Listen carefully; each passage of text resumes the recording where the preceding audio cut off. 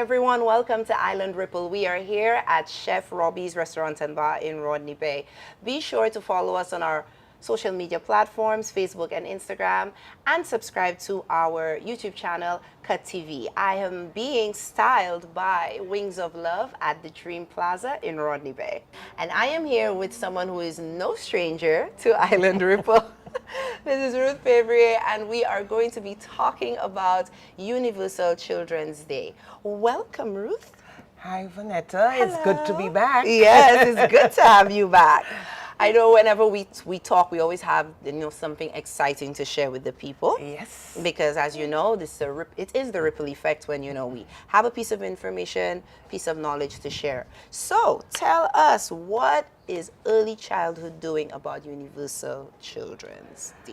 Okay, well, Universal Children's Day is observed worldwide, as it implies. It's also known as World Children's Day, and it's celebrated annually on November 20th. Okay. Now, the whole purpose about Universal Children's Day is to promote and celebrate children, to raise awareness, and to get people to advocate and speak out more for the rights of children. Okay. Our children are our greatest resource, and we, as the adults, the leaders, need to ensure that children's rights remain on the agenda, that we invest heavily in ensuring that our children are given the best opportunities to grow and develop to their full potential.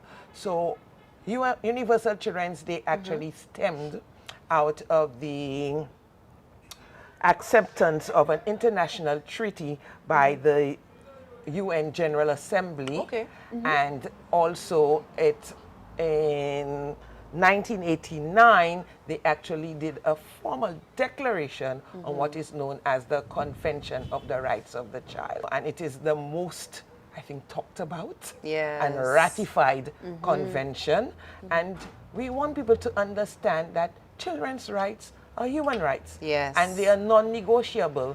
I mean, we live in an era where children are still being exposed to a number of ills. That is true. And so many things are happening to them, some covertly, some openly, and it is our duty to speak out, to ensure that things are put in place in terms of policies, in terms of legislature that will protect our children and ensure that they are given the best opportunities to grow and to thrive. Okay, well that is definitely is heavy. I think a lot of the times, just generally, we talk about the rights of women, equal rights, men and women equal rights, and we don't really speak about the children unless we're talking about abuse, or if we're talking about human trafficking as well. I know a lot of the times children are brought up. So with this day and this international observance, what is early childhood doing for St. Lucia, not only to sensitize, but the different activities? What do you guys have planned for such a day? Well, it is something that not only early childhood should be involved in. True. Because the children belong to all of us. Yes. And this year actually is the 35th anniversary of the Convention on the Rights of the Child. And St. Lucia is a signatory to that convention. And as such, as a nation, as a people, as a government, we are duty bound to adhere to and enforce and put things in place to ensure that children's rights are known, that they are protected, and that children's needs are catered to. So if you were to look at some of the basic rights, like they have a right to education, they have a right to a home, they have a right to a play area, they have a right to food, water, their physiological needs must be met, and so on. So we are hoping that on that day, aside from what we have planned, which we'll get into, that it gives people a time to reflect individually as well as on a national level. How far have we come? what are the things we have really done as a nation to make our environment, to make St. Lucia more child-friendly, more child-focused? Are we really making sure that children's issues remain on the front burner? Are we really investing as much as we should into the children, into their development, into their future? You know, we always say the children are our future. Yes. And that's true. But their future starts now. It's not when they are older. So we have to start we with have them to now. start now. We Yeah. need to advocate more. We need to ensure that all the legislation is in place to protect them. Because as the world evolves, the issues that face the children are also evolving. Yeah, that is true. And I mean, as a people, we have done a number of things. We have looked at our the different legislative frameworks, the acts and so on, governing the rights of the children. And we have made some changes. For us at the Ministry of Education, one of the things we're really trying to push is that all children should have access to early childhood education, which we know the importance of early childhood. It is the foundation stage, and therefore there are too many of our children unable for various mitigating factors to access quality ECD. So the ministry over the last 3 years have really embarked on that thrust to make it more accessible, particularly to the more disadvantaged children. And we have teamed up with the OECS Commission on a project known as the OECS Pearl, where part of that focus is to increase access by creating, refurbishing spaces in existing schools to have pre-K classes. So thus far, through the OECS Pearl, we have set up 6 new pre-K classes around the island, and under the BNTF CDB through SSDF project funded, we have set up 3. So we are trying, but we need everybody. Yes. Everybody needs to be more conscious. Like one of the things for protecting the rights of the children was corporal punishment. So the ministry has banned corporal punishment in schools. But what happens in the homes? Yes. Are the parents on board with us? And you know, corporal punishment is something for us, it's almost tradition. Yeah. We all got a little knock A and little they'll tell you, something, yeah. but it didn't kill Growing me. up. Look at me now. You know, yeah, it's the licks that make me. But then we have to understand the psychological and emotional damage that may these effects on the children. And you know, so we need to get the message out there more. Now we talk about rights, but I also want to emphasize responsibilities, because rights come with responsibilities. That's correct, you know. yeah. I remember talking to somebody and the person said, oh, everybody have rights and parents have wrongs. You know? Right. Because you talk about children's rights and his parents' wrongs. But parents have rights too. Yeah. Children have rights, and we all have responsibilities. So the theme UNICEF, because UNICEF, as you know, is really the champion for all things dealing with children. And this year, in observance of the 35th anniversary of the rights of the child, their theme is keeping the promise. Okay.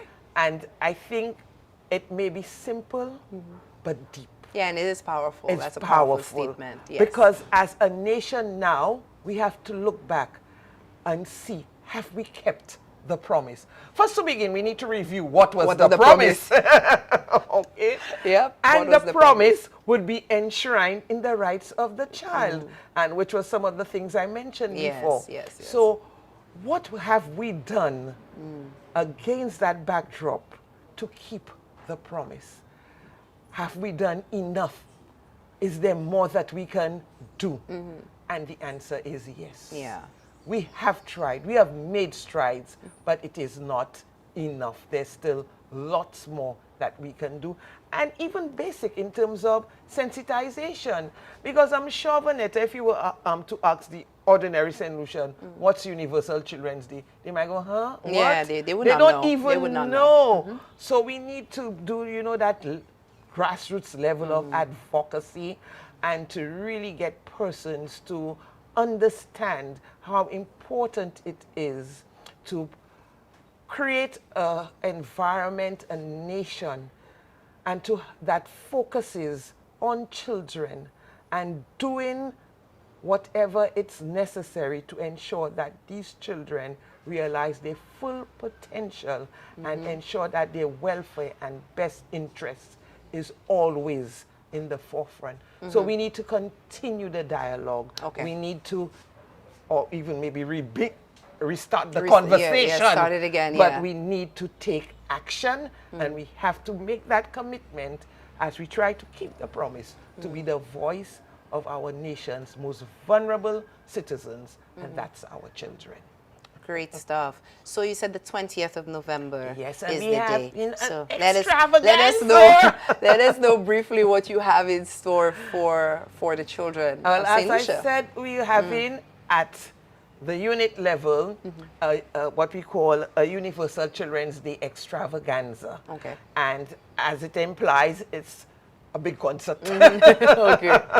Yeah. Well, we're giving the children an opportunity to showcase their talents, to, come in song, dance, poetry, show what they can do. Most of the children participating are drawn from our early childhood centers. Okay. So they are the 4 to 5 year olds, but we are very happy that we are having performances by the children. So this year at the national level, our theme is investing in our children, ensuring inclusion for every child. Okay. And this is something that we really want to promote, because all children, regardless of age, gender, ability, competencies, what social economic background, all children have rights, and those rights have to be extended to all children. All of the children, exactly. So Yep. we having this extravaganza. It is from 10 a.m. to 2 p.m. on the Derek Walcott Square. Okay. Everybody knows there. It's Yes, central. it's very central, So yeah. actually, it's open to the public. Okay. And we would really like the public to come out and show their support, Okay. show their love, let the children see that even as adults, as we say, we got your back. Yes. We really care about you. We really want to show you that we are there for you. So there'll be a formal ceremony, and that will be followed then by the live performances. We are very happy that 2 guest artists, adult guest artists, Okay. have agreed and volunteered their talent and time. That's good. And that's what we're asking, support the children. Okay. And also, Scaddy will be the MC for the afternoon. All right, that's good. So it plans to be fun. It should be exciting, entertaining. So we really want people to come out. We've All also right. been able to reach out to corporate St. Lucia, and some of them have come on board as sponsors. That's good, And okay. we're very, very happy. We think we're moving in the right direction in keeping the promise. Okay, wonderful. So everyone at Island Ripple, be sure to support. Let me see. Was it an extravaganza? What was the name? Yes, Universal Children's Day Extravaganza. extravaganza. Be sure to support the extravaganza happening on November the 20th from 10 a.m. to 2 p.m. Derek Walcott Square. Come out in your big numbers and make it a lunchtime thing. Come and see what the children of St. Lucia have to offer. But Ruth, thank you so much for joining us here on Island Ripple. It was my pleasure as usual.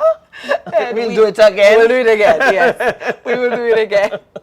So we've come to the end of another interview here on Island Ripple. So make sure that you subscribe to our YouTube channel, Cut TV, and check us out on Facebook and Instagram for more episodes. Remember, a little knowledge goes a long way. Pass it on, because that's the ripple effect. We will see you next time.